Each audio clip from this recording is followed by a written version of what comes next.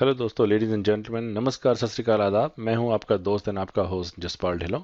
और आज मैं हाजिर हूं फोटोशॉप हिंदी ट्यूटोरियल्स का ईयर 2012 का आखिरी और 2013 का पहला एपिसोड लेके। तो इसलिए मैं इसको कोई सीरियल नंबर नहीं देने वाला हूं, अदरवाइज इसको एपिसोड नंबर 69 होना था, लेकिन 69 में अलग से लेके आऊंगा एक दो दिनों में। ये सिर्फ आप लोगों को नए साल की मुबारकबाद देने के लिए मैंने ये छोटा सा एपिसोड बनाया है। और साथ में उन लोगों का भी बहुत बहुत शुक्रिया जिन लोगों ने मुझे फोटोशॉप में नए साल के ग्रीटिंग कार्ड्स बना के ईमेल किए हैं। बहुत उम्दा, बहुत अच्छे कार्ड्स बने हैं, देख के बहुत दिल खुश होता है और दिखाई दे रहा है साफ कि आप लोगों की फोटोशॉप में मेहनत रंग दिखा रही है। आप ऐसे ही मेहनत करते रहिए, वो दूर दूर नहीं जब आप लोग खुद फोटोशॉप के मास्टर्स हो जाएंगे। तो मैं उम्मीद करता हूं कि आने वाला नया साल आप लोगों के लिए खुशहाली भरा और आपकी सभी मनोकामनाओं, इच्छाओं को पूरा करने वाला होगा। और मेरे मालिक से यही दुआ है कि आपकी सभी इच्छाएं पूरी हों और आपका और मेरा साथ ऐसा ही बना रहे। तो चलिए शुरू करते हैं दोस्तों, ये कार्ड बनाने की कोशिश करते हैं। ये देखिए, जो अभी 2013 जो अक्षर देख रहे हैं, ये मैंने कैंडी केन से इंस्पायर होकर बनाया है। अगर आप कैंडी केन देखें तो इसको कैंडी केन बोलते हैं यहाँ पे। जिनको नहीं मालूम उनके लिए ये एक टॉफी की तरह से होती है। तो ये इसकी लंबाई 1 इंच से लेके 2 फुट लंबी तक आती है ये। और ये बेसिकली माउथ फ्रेशनर की तरह लोग इसको चबा के खाते हैं, कैंडी केन के। प्लस ये प्लास्टिक का ट्रांसपेरेंट सा मल्टी कलर्ड सा 2013 ये इफेक्ट बनाया है। तो चलिए सर, बनाना शुरू करते हैं। इसको कैसे बनाएंगे?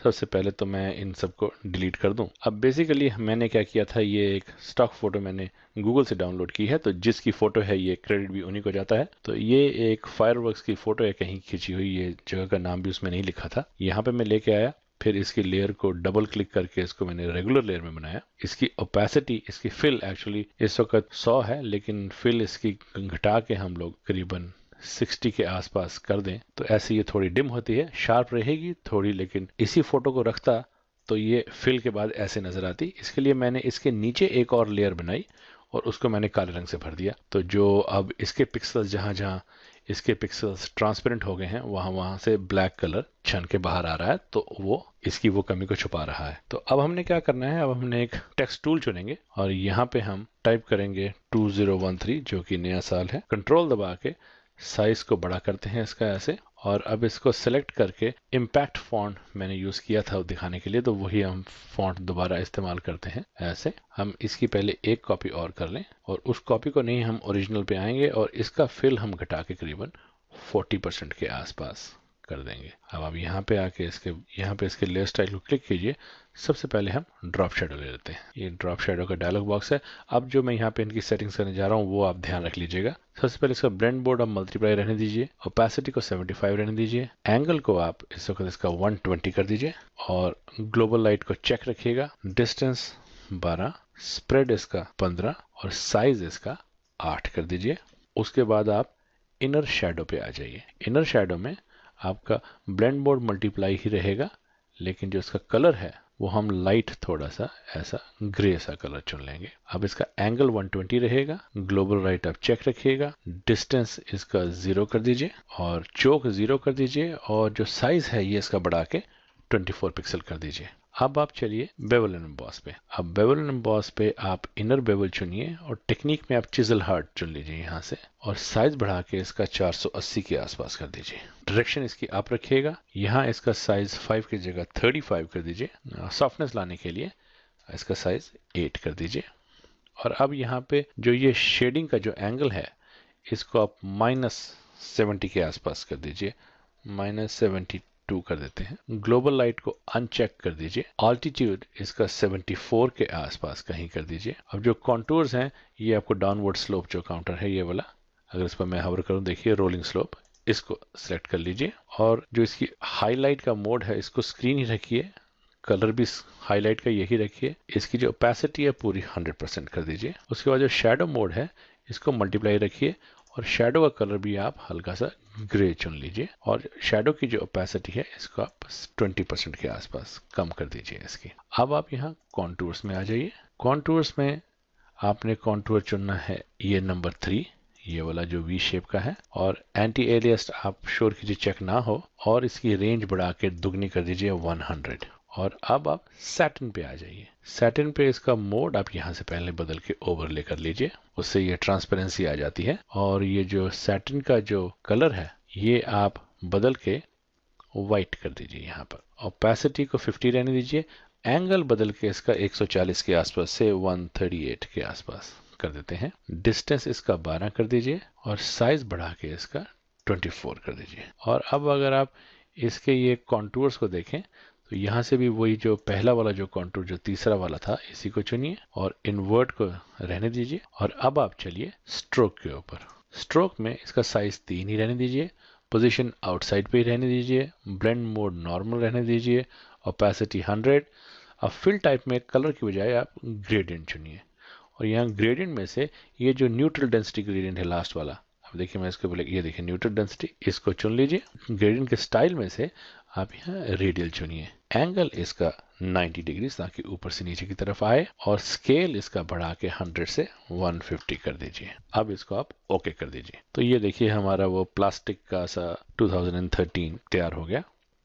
अब आप क्या कीजिए, अब जो हमने अलग अलग कलर्स दिए थे तो हम क्या करते हैं, अब हम क्या करेंगे, यहाँ पर आके कंट्रोल को दबा के और यहाँ 2013 की जो टेक्स्ट लेयर है इसको एक बार क्लिक कीजिए तो ये सारा टेक्स्ट सिलेक्ट हो जाता है। यहाँ पे आके रेक्टेंगुलर मार्क की टूल चुनिए और ये जो तीसरा ऑप्शन है जो सब्ट्रैक्ट का है, सब्ट्रैक्ट फ्रॉम सिलेक्शन, ये सिलेक्ट कीजिए और इन तीनों को सिलेक्शन में से सब्ट्रैक्ट कर दीजिए। अब ये देखिए सिर्फ 2 ही सिलेक्ट है। अब आप यहाँ पे एक नई लेयर बनाइए। अब आप एक ब्रश टूल लीजिए। ब्रश टूल में से अब देखिए आपके पास डिफॉल्ट यहाँ पे स्पैटर के ब्रशेस हैं, ये स्पैटर 24 पिक्सल्स, यही चुन लीजिए और उसके बाद व्हाइट फोरग्राउंड कलर रख के स्पैटर का साइज थोड़ा ब्रश का बड़ा कीजिए, ऐसे और ऐसे ऐसे, ये ऐसे बना के ऐसे इसके ऊपर एक निशान सा बना दीजिए। अब क्या करेंगे, अब हम इसके ऊपर ब्लर लेके आएंगे क्योंकि ये अलग से लेयर है तो इसके ऊपर ब्लर लेके आएंगे।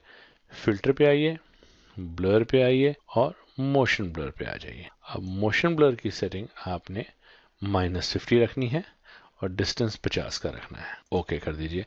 अगर आपको लगे ये बहुत स्ट्रांग है अभी भी, एक बार कंट्रोल F दबा के यही फिल्टर दोबारा अप्लाई कर दीजिए।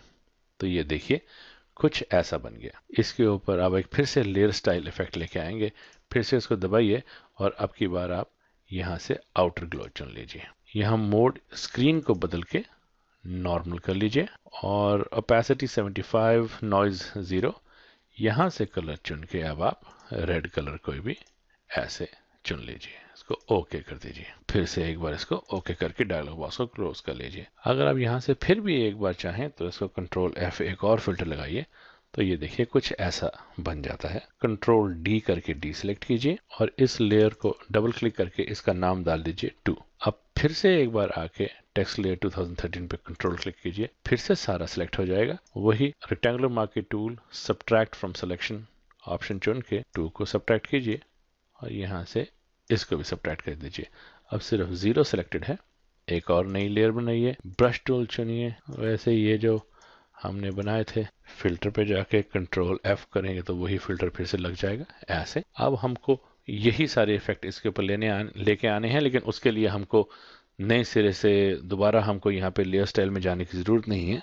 ऑल्ट बटन दबा के रखिए कीबोर्ड का और ये जो लेयर स्टाइल का आइकॉन है इसके ऊपर एक बार माउस दबा के क्लिक करके ऊपर ड्रैग कर दीजिए तो वही इफेक्ट इसके ऊपर भी आ जाएगा। अब हम इसको एडिट कर सकते हैं क्योंकि ये लेयर इफेक्ट स्टाइल है। तो इसको अगर आप डबल क्लिक करें तो ये खुल जाएगा इसका डायलॉग बॉक्स। अब आप कलर पे जाके क्लिक कीजिए और अब की बार एक पीला कलर चुन लीजिए। ओके करके डायलॉग बॉक्स क्लोज कर दीजिए। कंट्रोल D करके डीसेलेक्ट कीजिए, इसका नाम 0 कर दीजिए। फिर से वही टेक्स्ट लेयर पे जाइए,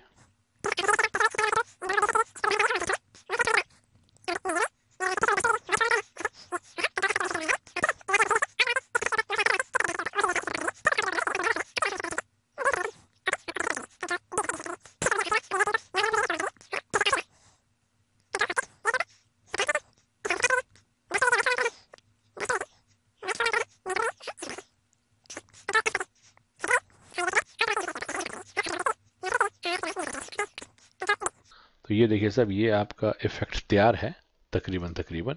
अब आपको याद होगा हमने एक ओरिजिनल की एक कॉपी बना के रखी थी, तो अब फिर से इसके ऊपर आते हैं।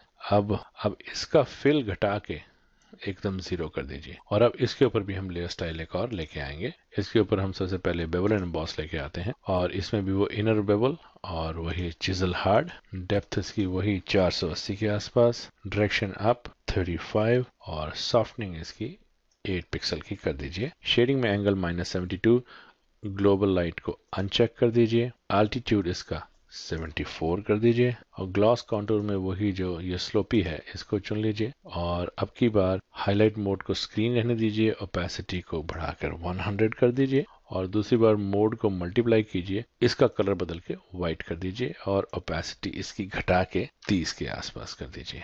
अब हम इसको ओके कर सकते हैं। तो दोस्तों आप ये सोच रहे होंगे कि यही दोबारा वही सेटिंग्स तकरीबन वही सेटिंग्स ला के मैंने ये दूसरी कॉपी बना के क्या कद्दू में तीर मारा है। तो वो इसलिए है साहब कि अगर आप जैसे ये बैकग्राउंड ना हो, कोई और बैकग्राउंड हो या इसकी और ट्रांसपेरेंसी आप दिखाना चाहें तो आप क्या कर सकते हैं, तो इसी लेयर के ऊपर रहते हुए इसका फिल अभी 0 है, इसकी ब्लेंडिंग मोड है वो आप इसका डिफरेंस पे ले आइए और अब देखिए अब धीरे धीरे जब मैं इसकी फिल बढ़ाऊंगा तो ये देखिए साहब ये ट्रांसपेरेंट सा होता जाएगा। तो इसके लिए ये आपके पास एक फर्दर कंट्रोल है, आप चाहें तो ऐसे ही ठीक है, अगर इसको थोड़ा सा ट्रांसपेरेंट बनाना चाहें तो ऐसे कर सकते हैं। तो ये था सर आज का ट्यूटोरियल मेरा।